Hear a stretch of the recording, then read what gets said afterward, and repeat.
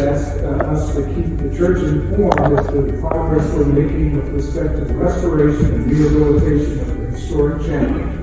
Go to the next slide, we'll give you an update as to things that are going on. No doubt you can see some of the things that are happening. As you recall, we organized the project into 6 phases. The construction phase has 6 steps. The first phases are highlighted in green. They've already been done. We've built the plans, architectural plans, and construction plans. We removed asbestos and begun stabilization of the church in 2024. The selective removal started in the 2nd and 3rd quarter of this year. Later on in this year and next year we'll continue. We hope to complete the project by 2026. Let's look a little closer on the next slide. Highlighted in yellow, that's what's underway. We're taking siding off of the side of the church so that we can see what kind of damage is going on underneath the siding, creating measured drawings and ordering windows and jib doors. And we're going to be removing the social wall. Why are we removing that? Well, because it's not part of the original structure that was constructed in 1853. We will then be moving into phase 3, and in phase 3 we're going to go deeper and looking at the bell tower, shoring up the front porch, the roof, the windows and jib door replacements will be put in. We will start that yet this quarter and hopefully complete it by the end of the year. Let's look quickly at some pictures to show you what's been going on. Here's a picture when we started to stabilize the north wall. That's the wall just across from our parking. You recall that we took the siding off. That means the white is where siding remains, the paint. The dark is where we pull the siding off and we pull the windows out. We also stabilized that wall because it was not stable. It was moving about 6 inches off of the foundation. So we needed to have it stable. Next slide, you'll see that we actually jacked the ceiling up so that we could remove parts of the foundation that were not working well.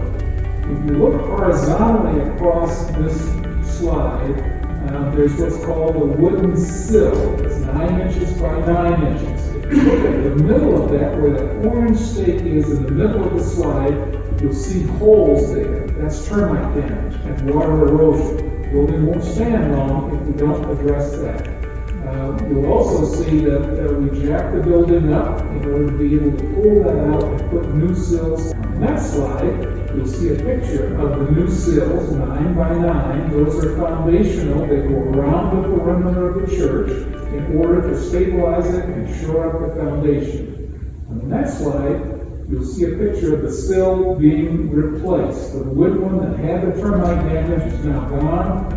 We put the new sills in place to stabilize it, and we shored up the walls, bringing them in alignment with the sill.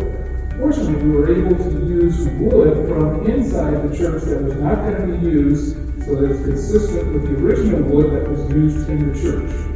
On the next slide, you'll see that the siding has been replaced, that north wall has been stabilized, and we're good to go. It's going to need to be painted and touched up and finished, but it has been stabilized.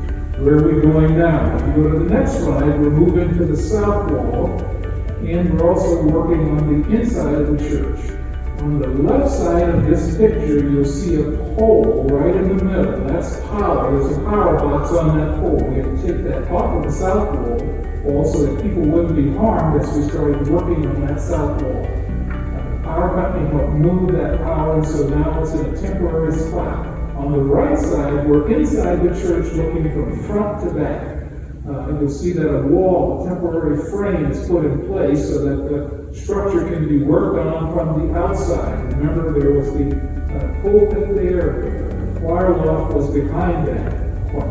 The choir loft is not part of the original construction, so a lot of that will be coming down. That's the inside. Next slide, you'll see we started to get to work on the south wall. Just as we did on the north wall, we had to pull the siding off to see how strong was that wooden sill foundation. On the right side of that picture, you'll see we had to order more wooden sills to strengthen the foundation. If you go to the next slide, you'll see that we actually have started working inside the church. On the prior slide, you saw pictures of the church back to front, looking at the back wall of the church, the choir loft. What you'll see now is that back wall has been removed. That's why you're seeing light there. Well, that's the choir loft. It's not part of the original fabric of the church. Plus, we need to see what kind of damage is going on underneath that wall. We believe there is termite damage, and we need to get back there, shore it up, and fix it as we've done with the north, and we're doing with the south wall now. On the right side of this picture, you'll see the siding removed from the choir loft. So this is looking at that from the parking lot, looking at the side of the church that where the choir loft sits. Once we get back there and see what kind of damage has been done, we'll be able to restore that. On the next picture, you'll see what we are wrestling with. If you go to the next slide, yes. Sometimes that's a wood sill, and sometimes it looks like the sill is good on the outside, but it's not on the inside. Termites have gotten inside, that's why we have to get inside and test it to make sure we've got a strong foundation as we move forward. On the next slide, you'll see where we're going next.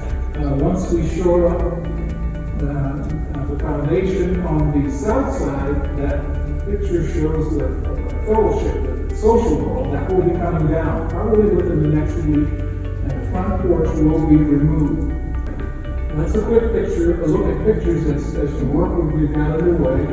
Where are we from a budget standpoint? If you go to the next slide, you'll see highlighted in green is work that's been completed and money that's been raised. You'll see a column that shows costs, meaning the planning phase and phase one cost $274,000 that's been paid for. We raised $287,000 from Beaufort, and the town of Bluffton gave us 3 grants. Phase 2 is where we are now. Altogether, we've raised $826,000. We have requests out for another $484,000. On the last slide, you'll see exactly what are some of the opportunities we're pursuing. There's a grant opportunity with the Preserving Black Churches. That's a national organization, the African American Cultural Heritage Action Fund. We've opened doors with the Community Foundation of the Low Country. We're knocking on doors with both the Coastal Community Foundation and the Mellon Foundation. Slide that we continue to work at the center of God's will so He can see this successfully done. Many thanks to all of the members of the steering committee and the 501c3 that have put their shoulders to the wheel and are keeping this moving along. That concludes our report.